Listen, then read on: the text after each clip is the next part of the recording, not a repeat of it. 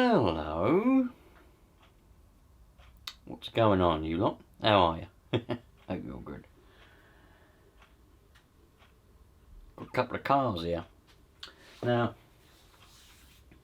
I get asked quite often what the difference is between HPI Savage and a Traxxas T-MAXX. Now, particularly in the last couple of weeks, because I've been paying particular attention to the T-MAXX. I launched it off a cliff the other day. Didn't film it, I wasn't filming, I was just at work. And yeah, bloody great thing. I think I've broken it though, but that doesn't matter. So, the difference is incredible. Absolutely incredible. I mean, the Savage, this is my Savage 21, HPI Savage 21. Now, a lot of people put HPI down, particularly of late, because they say there is no parts availability and they're made in China. Well, they are made in China, but there is parts availability. There's parts everywhere. I'm not saying that you're going to be able to get every single part for every Savage at any given point. But when can you get every single part for most cars at any given point? Some cars are covered more than others, I'll admit that. But there's loads of parts available for Savages, even 21s. My Savage 21 has the original 21BB big block engine in it. I did put a K4.6 in it at one point, back in 2011. Or was it before then? It was before 2011. Holy moly. Yes, it was. It would have been around about 2008. I'm guessing. I'm just doing the timeline in my head because school, leaving school, college, brum brum, motor car, to shop. Yeah, I'm around 2008. Well, a better way is whenever the K4.6 came out. Because I remember hearing about the K4.6 and I remember thinking that seems like a fun engine. And when I went into the model shop, which was Heath's RC Models in Rayleigh, probably doesn't come under Rayleigh, I think it does come under Rayleigh, Heath's RC Models, one of the best model shops in that area in my opinion. Unfortunately they're shut now. They must have shut 2009 or 10. They just shut down. And I lost contact with them, unfortunately. I did have their phone numbers, you know, but as with always things that happen with me, people just lose contact and it is what it is. Anyway, I went in there and I see this K4.6 out of the box. They had a glass display cabinet underneath their checkout. That was their till, their counter. It was glass, and the K4.6 was standing there, no box, no nothing. And I said, I like that and I want it. He said it's 120 quid. I said I'll have it. So that's when I got it's gone. It was on the shelf, but the engine shelf has been see you later alligator. So I haven't got that engine anymore. Well, I have got it, it's just in a box in a storage unit. The original 21BB is in it, still going massively strong. I'll show you up close both of these cars in a minute. Now, it's important to remember, because a lot of people always say that the Savages, they're hard to start because they've got a pull start. And the T-MAXX has the electric start. It's got an electric starter motor next to it. You just plug the thing in and it starts up. It does the glow plug and everything for you. I'll show you in detail in a moment. With a Savage, you have to use your own glow starter and pull start. Now, the 21 come with a pull start, but the 25, which came out just after the 21, had a roto start. Standard. So,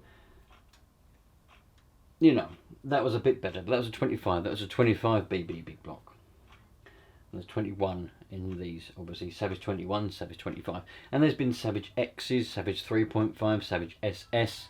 I don't own any of those. I have a Savage SS. SS. I have a Savage SS. But it's over there and it's got different engine and bits and bobs in it. This one is more or less standard, apart from a few bits that I put on it in the last couple of years. Before then, it was completely standard. I've never really been one for modifying my car because I used this when I was young, from the age of, well, don't know how old I was. Where was I? Sorry about that. Someone at the front door. Anyway, what was I saying? I can't remember what I was saying now. John, what was I saying? Something to do with the 21. Can't remember. But when I was younger, oh yeah, from when it was brand new, got this brand new, 2004-ish, I used it every day. You know, after school, I'd go out, take it down the street, down the woods, hours and hours and hours on end. Weekends, hours and hours on end. At the front, down the road, down the park. It literally all the time. And I never checked a single nut and bolt on it. I've never done anything on it. Literally, when something broke, things rarely broke on it. Same original diffs. I launched it off cliffs and all sorts. Same diffs. The only thing that ever broke, I think once or twice, was the spur gear. Put a new one on, went down the shop, about 30p back then. Put a spur gear on it. That was it. Do you know what I mean? Literally, that is literally it. Fantastic Savage 21s. And if you want to get a monster truck, I recommend it because they're the best monster truck ever made. And then we get the T-MAXX. Now, I don't know exactly when the T-MAXX was released. I know some of you will. T-MAXX geeks. Blibbity blobbity there with the old. Or the old. If you've got one of them, please tell me that you'd rather use it. Anyway, don't know when the T-MAXX was actually released. This particular one is a newer version. It's a 3.3. It's got all the wrong bits on it though, because it wasn't built in a factory, this particular one. It was built by just a person, and it gets bits and bobs, and so it's got bits of 2.5, it's got bits of this, bits of that. Now the T-MAXX, again, fantastic monster truck. The T-MAXX is probably the best monster truck ever made. And I know I've said that about both of them, because they're just as equal as each other. The only way I can explain is by if you get yourself one or both of them. You know, they've both got their pros and cons. So let's have a look in depth and see what they're both like. I don't think I've ever been so excited. Do you know what I mean? Manuel, have you ever been so excited in all your life? I didn't think so. I didn't think so. So, the Savage, the almighty Savage 21. You will notice that there is significant differences between the T-MAXX and the Savage. Most notably will be the chassis. So, the Savage has an iconic design for the chassis.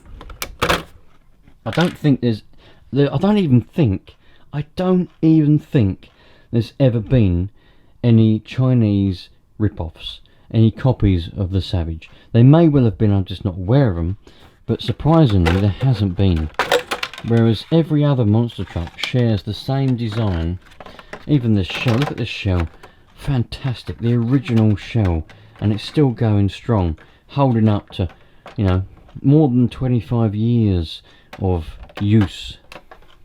So the 21, there's the iconic chassis, look, double something or another chassis. Now, as I said, this was completely standard all through the more than 3/4 of its life so far. It's only in the last 3 years, as an adult now, I've put these parts on. I found these on eBay really cheap. these aluminium axles. So I put them on. It come with that as well, so I put that on it. It also, the set also come with this purple exhaust, so I put that on as well. Up until then, it was the plastic axles, the plastic exhaust that it had standard.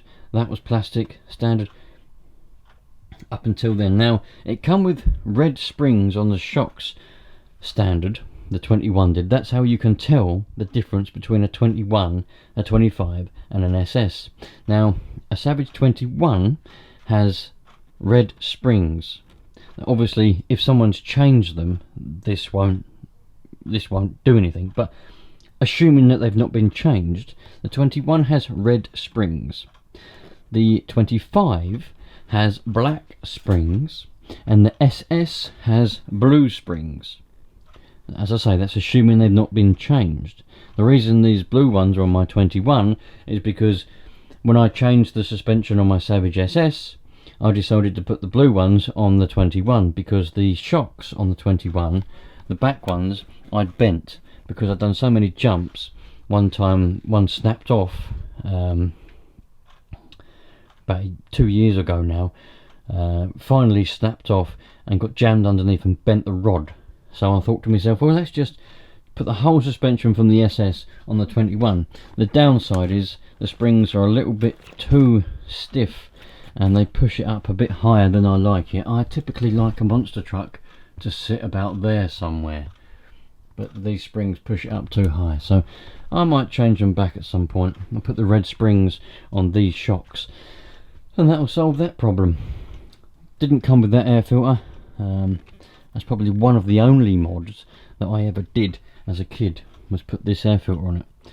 Before then it came with your normal little one that plops on there with a little bit of foam inside it. So I've got your cable ties holding the bumpers together because they snapped off. Same for there. A couple of wood screws holding them together. I think that is, well, it's had about 3 tanks on it. This is an original tank now, but not the original one for this car. The original one for this car had a crack in it, and I ran it with a crack in it for a few years. Now obviously the downside of having a crack in the tank means there isn't as much pressure, so it doesn't run as well, but it still worked alright. And then when I got hold of this tank, I just put it on there. So disc brake underneath there, come with a plastic one standard. I put the metal double brake on it. Almost all of the screws are all stripped out over the years, missing quite a few of them as well because I never checked them. Other than that, absolutely fantastic. And you'll see the double plate chassis design, absolutely, you know, iconic when it comes to Nitro cars. Everybody knows a Savage and its design. HPI, when they designed this, they designed an absolute gem, and they knew what they were doing back then. These days I think they've literally sacked their design team and they're using either monkeys or some kind of AI, because they just don't come up with anything fun and worthwhile anymore, which is unfortunately the way a lot of companies have gone.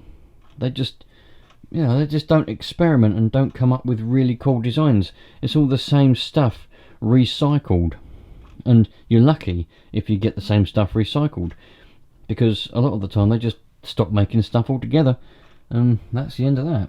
Anyway, there's a Savage, so a T-MAXX. Now you'll notice with a T-MAXX, it has the, what you would call probably normal chassis in a minute. This isn't the correct tyres for it. All wheels for that matter, rims, should have bigger ones for the 3.3, but I much prefer this type that would typically go on a 2.5, but I prefer this design. And this design of Savage tyre, in my opinion, is the best. The more modern Savages have a different design, looks quite stupid. This design is the best design, it's the original. These tyres and rims are the original to this car. So let's have a look. What do you get with a T-MAXX? So with a T-MAXX, you get a little bit more, we'll say, sophistication. The Savage, bare bones, basic and simple, but very effective and very, very strong. Very little to go wrong.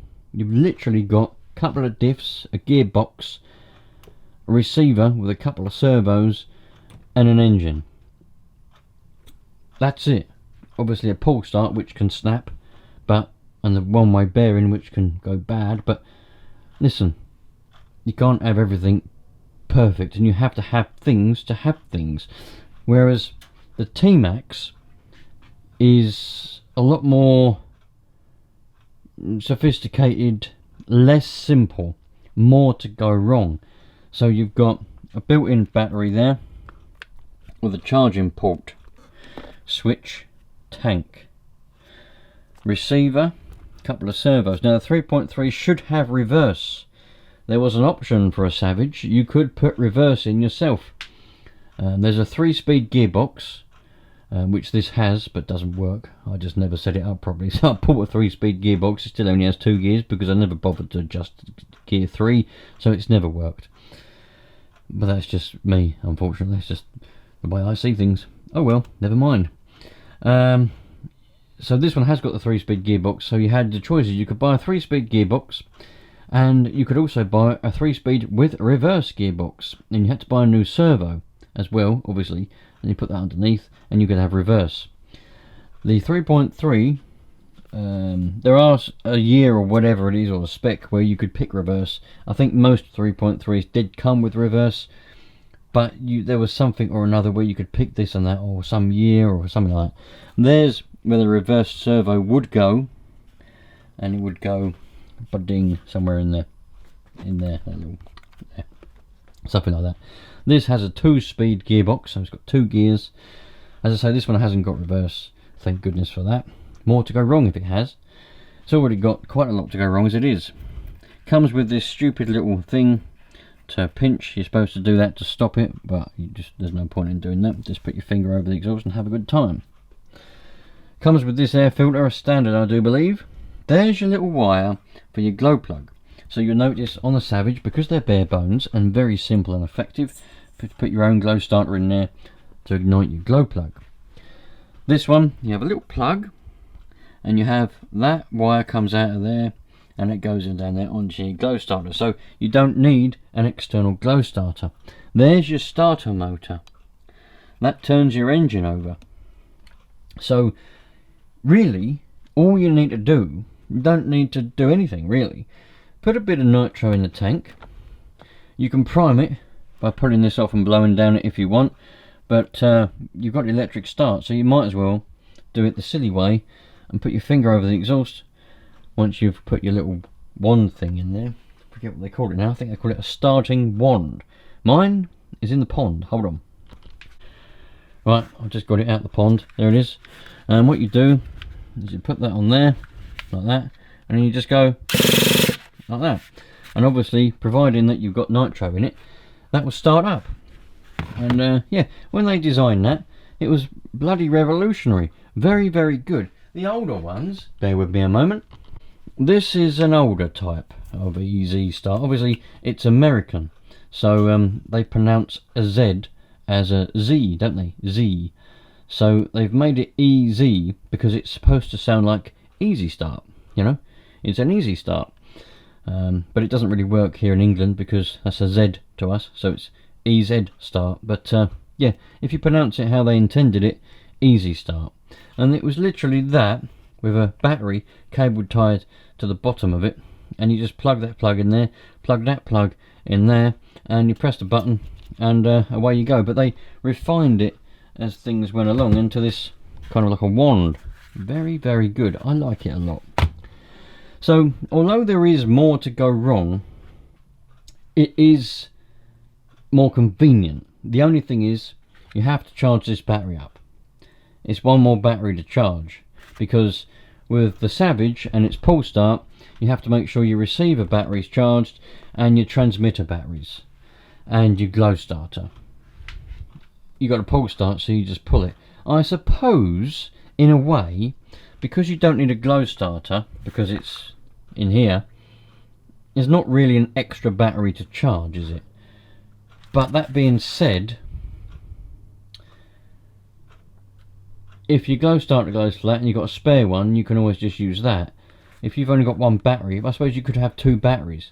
I think they've both got their pros and cons, and I'll let you decide which one you think is the best. But there we go. As for the chassis design, it's just your ordinary plate, a bit like a buggy that you would get on a buggy. Still got your two shocks on each corner, but they're a lot shorter on a T-MAXX. But I must say the suspension, particularly on this one, is particularly good. Very nice suspension. I did break the back ones. For some reason they don't spring up quite as far as they used to. I think it's because probably some of them things have probably popped off. Underneath you've got just a chassis like that, really. It's pretty much a buggy chassis with a bit of stuff underneath it, a couple of prop shafts, and there we go. Your Savage has your ordinary steel drive shafts, whereas a T-MAXX has these hollow plastic ones. A lot of people say that they're prone to breaking, but I've not had one break yet. And I've launched this one off of several cliffs, big hills, mounds, all sorts of things, and they've not broken yet. So there we go. I don't really think there's a lot else to say. I mean, obviously you've seen them. The proof is in the pudding right in front of you. Which one would you eat out of those two?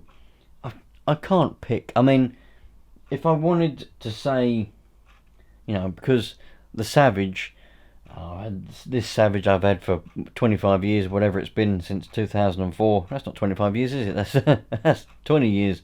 That's 19 years. 2000. No, it came out in 2003, so it's 20 years. No, it's not. It's 22 years. How many years is it? 22. So, you know, this one really is my favourite. But when it comes, if you put that aside and you look at the bare, you know, the cars themselves, get rid of any emotional ties. It's tricky. I do think the Savage drives better. But having said that, the T-MAXX is extremely stable. I think they're just as good as each other. They both have their pros and cons. I want you to comment which pro and which con do you think is the worst and the best. So which pro is the best about either one? What's the best feature of each of them? And which is the worst feature of each of those trucks? Oh, and by the way, that's a 3.3. That's a 21. So a 2.1. So you need to, you know, take that into consideration. 21 has a smaller engine than that one there, but you can get them in 2.5 as the T-MAXX is. So, and you can also get them in, was it 18s or 15s? I think it was 15s. The first ones were 15s. I could be wrong. There'll be some geeks there that are going to correct me, so please do, because everybody can learn, including me. I'm far from perfect. In fact, least of all perfect. Anyway, there we go. Hopefully, those of you that have been wondering, and those of you that have been constantly sending me messages and comments asking me what the difference is between them, hopefully that's helped you. And now you can understand a little bit about what they are. Yeah, one day I will have them both out on a field and we'll be running them together. Probably not until next summer now, but who knows. And maybe if you think about subscribing and sticking around, you may be able to find out when that'll be. Nice one. I'll catch you lot on the next. I can't speak, man. I'll catch you lot on the next one. Take care. All the best. Love life, won't you?